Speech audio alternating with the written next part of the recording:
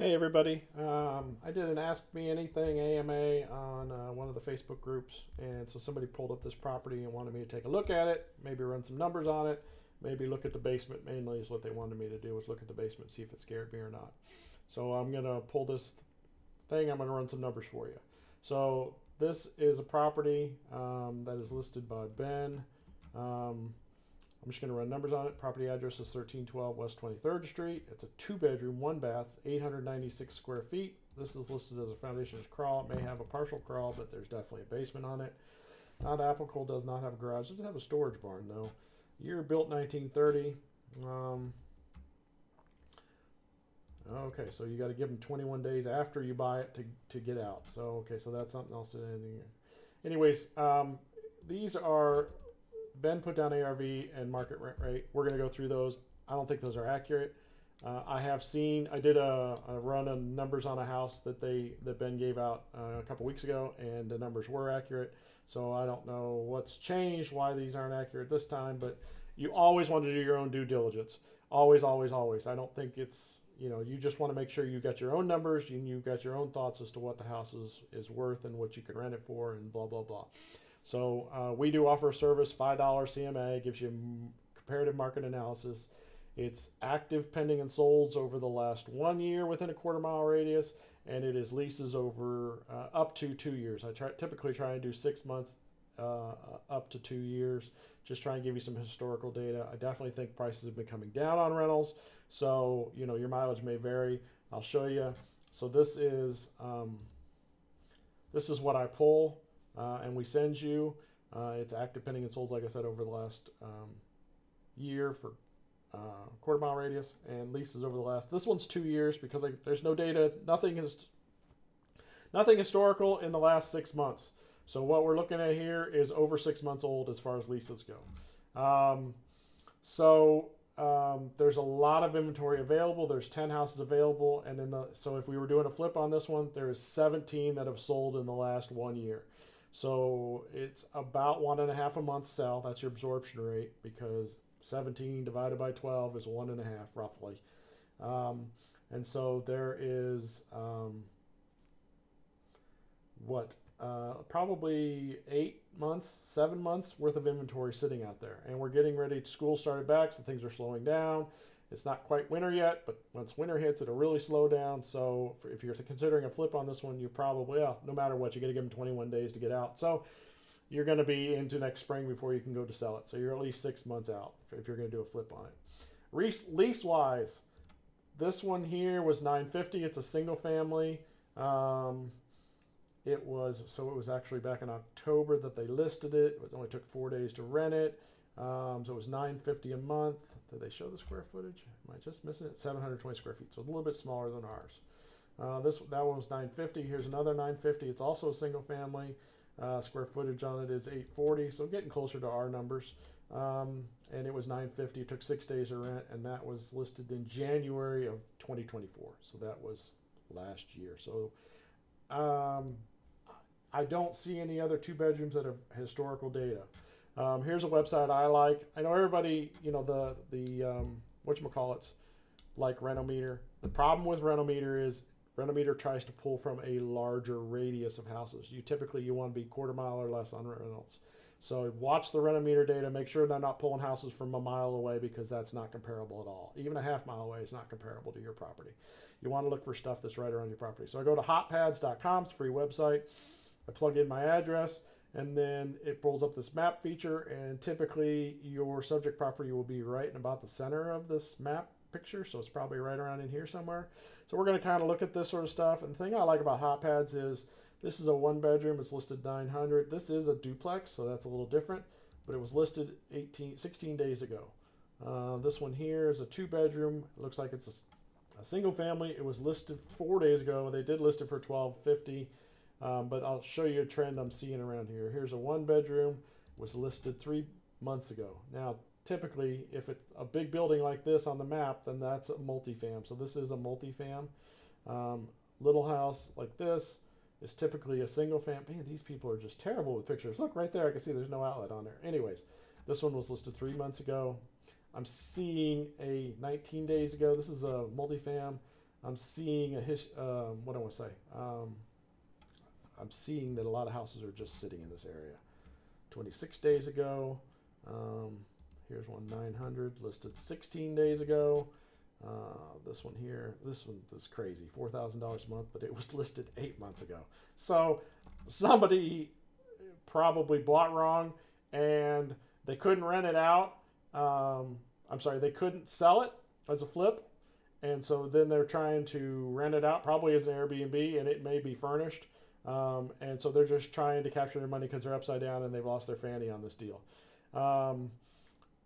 Anyways, so I'm seeing a lot of stuff that's just sitting. Here's another little 1 bedroom, but it's also a multifam, but it's sitting over a month. So I'm seeing a lot of stuff sitting. So I don't think, even though this one is probably one of our closest ones actively on the market, it was listed 4 days ago at $1,250. I think that's high. I don't think it's going to get rented for that. I may be wrong. Not perfect. So anyways, there is a big water here. So I wouldn't even consider any of these houses over here. So I just would consider right around our subject property. Anyway, so I think it's probably about $1,100 a month. We'll go back here, and this is the CMA again. So let's look at it if we were selling it. I'm going to maximize this. So I'm looking for bedrooms.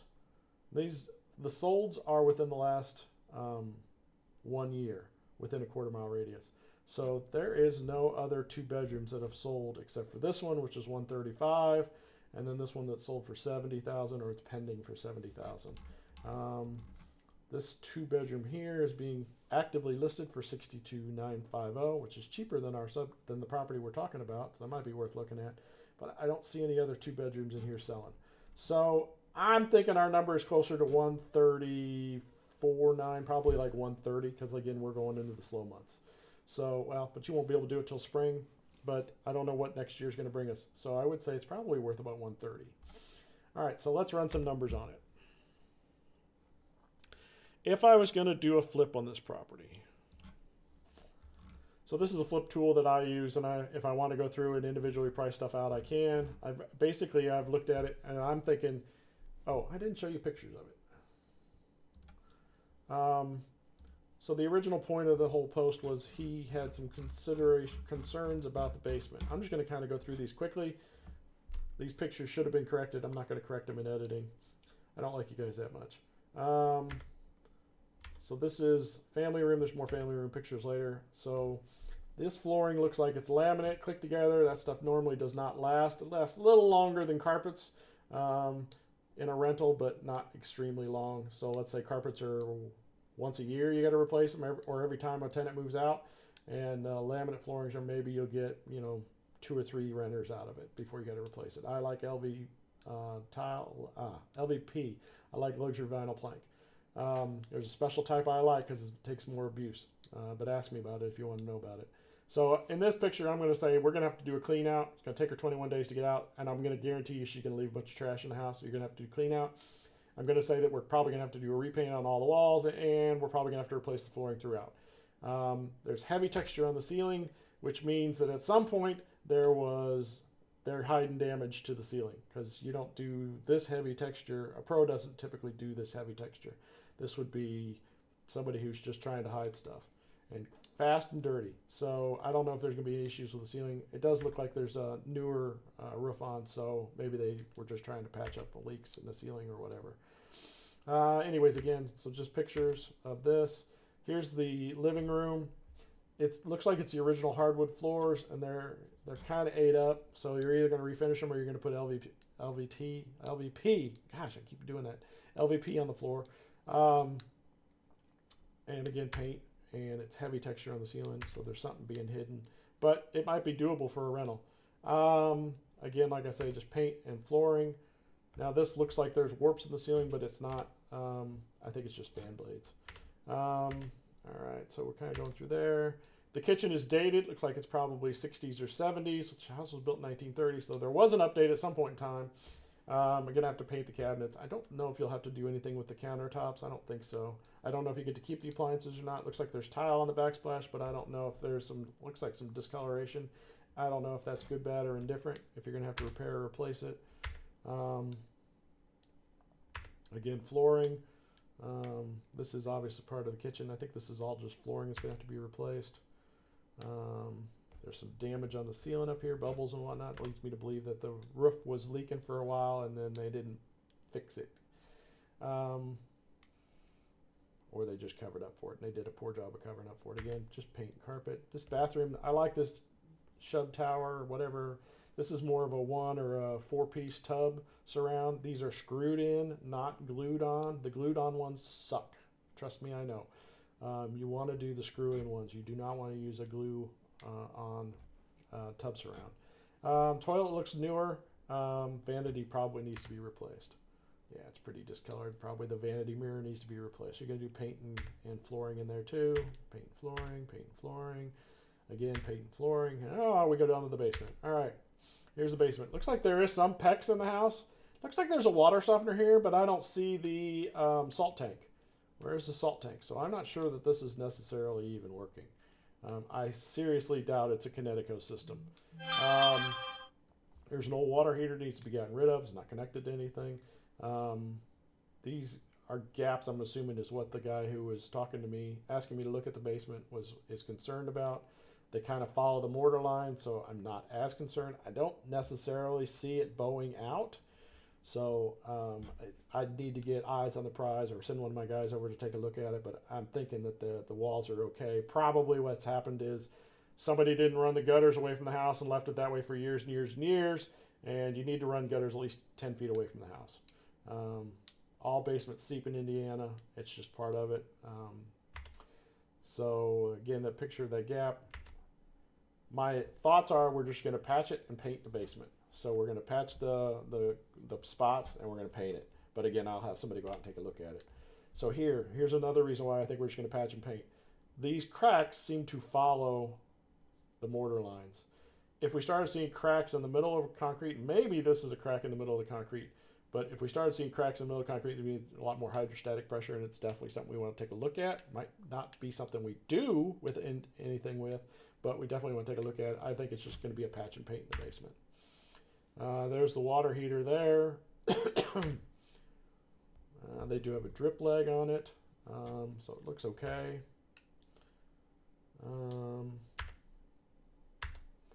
Again, they're not really very good pictures. The basements could definitely need to be cleaned and painted. Looks like it has central air now, but it looks like it's an older unit, and the outside unit looked older too.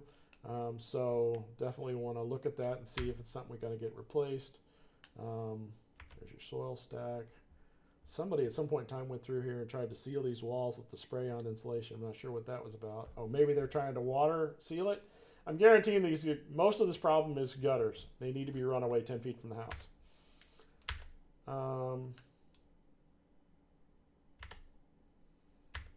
No, not really a whole lot else. In the backyard needs some work. It's kind of overgrown. Gonna have to be cleaned out and done that. So here you can kind of tell it's a 3-dimensional architectural shingle. So that's newer, probably within the last 5 or so years, 5 or 10 years, maybe 15 years, but I doubt it. I don't really see any issues with the pictures that would lead me to believe that there's issues with the roof. Or in the pictures earlier. They were hiding up stuff from that earlier. There's an old storage barn out back. But yeah, it just needs cleanup out here. Storage barn looks in decent shape. I'm not seeing a lot of rot, so that's good. Definitely want to get the plants and crap off of it, because that'll cause a lot of issues. It's obviously a 1930s house, and it's been painted a million times, and it doesn't look horrible. Looks good. It's a 200-footer. You look at it from 200 feet, looks great, and then you get up personally, and you're like, oh, wow, that's had some paint on it. And again, architectural shingles. So yeah, so I'm not really that worried about the house. I'm going to say for a rental, it's probably about 15 grand in repairs, and for a flip, it's probably $25,000 to $30,000 worth of work. That's just me looking at it. All right, so we already did this.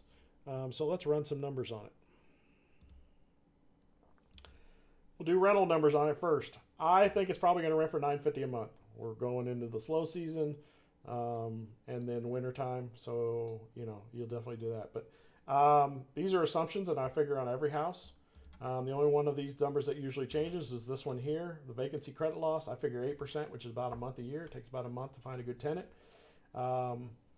I will do, if it's a multifam, I'll do 12% for vacancy rate. It's about a month and a half. Not for lack of tenants or lack of applicants, it's lack of good applicants on multifams. Average maintenance costs, I know you guys hear all the time, oh, 3%, 5%. Yeah, BS. I'll call numbers on that right now, especially the first 2 or 3 years. This probably will be 20 or 25% of your number is going to go into repairs because you're going to try and bulletproof it the first 2 or 3 years. I add in a little bit of fluff for accounting and legal and advertising. You'll still have to pay that stuff to somebody. And property management, 10%. Oh, I'm going to manage it myself. Well, the next guy's probably not gonna. So when you go to sell it, they're gonna figure in property management fees. So you need to figure in property management fees. I do it on all mine that I buy for myself. So it's about 31.5% of the gross income is going towards these. Does not include property taxes. Property taxes on this house are $1130. They're probably gonna go up because it is currently lived in by the owner. So she gets exemptions, and so that's probably gonna go up. Could double. But it's probably going to be about $1,500, $1,750. Property insurance going to probably, if you're going to rent it out, this is for rentals, folks. If you're going to rent it out, it's probably going to cost you $750 for insurance. Purchase price, they want $63,900. Loan amount, if we're getting a loan, if you're going to do a DSCR renovation, I said $15,000 for a rental, about $3,000 in settlement costs, closing costs. So total basis is $81,900. I know you guys are going to say, oh, I'm going to get 75% of $130,000, but the numbers really wouldn't work then. So if you only got 75% of what you're into it, your basis into it was $81,900, 75% is $61,000. If I got a 6.75 DSCR loan based off of $61,000, my mortgage payment would be $398.40. Let's go through the numbers. $950 a month is income.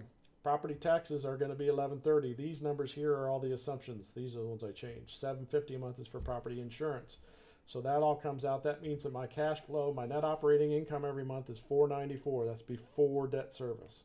If I get debt service on this property, which is that 75% of, whatever, the $81,900 at 6.75%, then that's going to be another $398 coming out. So that means my cash flow is $96 a month. Is that worth it to you? What happens if you got a bad tenant and they move out and it's $8,000? How long is it going to take you to get reimbursed for that $8,000? Or you have to replace the water heater at $850 or $1,000. So $100 a month.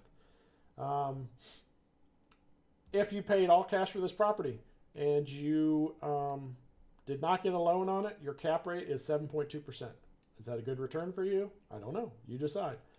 If you got a loan on it, like above, and you only had to whatever on the money you're out, your cash on cash return is 6%. Is that a good return for you? I don't know. You tell me. All right, let's do flip. My number's on flip. Flip analysis. All right. So this is a flip analysis. I have this spreadsheet here if I want to go through and actually itemize the numbers. These are not the actual numbers. I just went through off the top of my head to get what I thought was going to be. So for a flip, I'm thinking about $25,000 into that house. Could be 30. Anyways, let's run the numbers. So ARV, I think it's worth $130,000 fixed up. Now, I'm going to run 2 sets of numbers on this house, but here's the purchase price. If you go with what Ben's asking for, it's $63,900. Total estimated cost $25,000. Now, when I do a flip, I want to make $32,000. I want to make 25% or $25,000, whichever is more. So in this case, 25% is $32,500. I want to make $32,500 of that ARV in profit.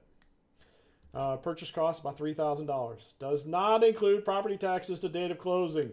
So you may get off cheaper here, or you may end up more expensive because you got to pay property taxes. Depends on your agreement with the wholesaler. Holding costs. Now I figure interest-only mortgage payment on, because it's $10,000 more. I'm going to have $91,900 into this house. $10,000 more in rehab. $91,900 I'm going to have into this house. I want to pay myself interest on that money. I don't want to not get interest on my money, right? If it was in the stock market sitting, I would get interest on my money. I want to pay myself 8%. So interest-only loan for at 8% on $91,900 is $612.67 a month. I'm figuring it's going to take me 6 months to get this property bought, rehabbed, and then resold. So 6 months at $612 whatever is $36.76. Sales cost. You can wheel and deal with your realtors all you want. But most likely, you're going to pay 6% to get it sold, 6 or 7%, and then you're probably going to have some other stuff in there that you're going to have to do. So let's say it's 10%. To get it sold, you're going to have to pay closing costs, or you're going to have to pay blah blah blah blah blah blah blah. So your profit, if you paid $63,900 for this house, your profit would be $21,424. Not the $32,500 that I'm trying to get. $21,424 is what you would get. If I was buying it and I wanted my $32,500, the most max allowable offer I could make on this house was $52,800. So that's over $10,000 away from his asking price. That's me, not you. If you're okay with $21,000, like I said, it could be $30,000 here. Then that brings you down to $16,000. It could be that you end up getting desperate. You got to sell it for $10,000 less than $130,000. You got to sell for $120,000. So then all of a sudden you're down, $10,000 or $15,000 from that. Is that enough profit for you, right? Those are things you need to think about. So I guess that's it. I ran the numbers on it. If you have questions, concerns, thoughts, let me know. Appreciate it. Thanks.